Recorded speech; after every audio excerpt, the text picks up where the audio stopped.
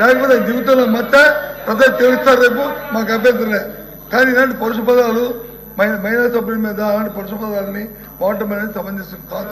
శాసనసభ సాక్షిగా మా అమ్మను అవమానించినప్పుడు మీరు ఏం చేశారు సార్? మా తల్లిని అవమానించినప్పుడు ఏం చేశారు? ఏం చేశారు అంటున్నా? మీరు మారుతారా? నేను కళ్యాణి గౌరవం అన్నాను. నాకు మహిళలు గౌరవిస్తాను. మా అమ్మ నాకు నేర్పించింది సార్. సార్ శాసనసభ సాక్షిగా మా తల్లిని అవమానించారు. కావాలంటే video will play it now. Audio ఉంది దాంట్లో క్లియర్ గా. ఒక తల్లి ఆవేదన బాధ నాకు తెలుసు సార్. నేను చూసా. 3 నెలలు పట్టింది మా తల్లి రికవర్ అయ్యేదానికి. You please don't lecture me on respecting women. మీ తల్లిని అవమానిస్తే మీరు రిటర్న్ మారుతారా? మీ భార్యను అవమానిస్తే మీరు రిటర్న్ మారుతారా? నేను మేడం గారు అన్నాను. ఒక తల్లిని అవమానిస్తే ఎంత బాధపడుతుందో మీకు తెలుసా? నేను చూశాను. 3 నెలలు 100 రోజుల బాధ నేను చూశాను.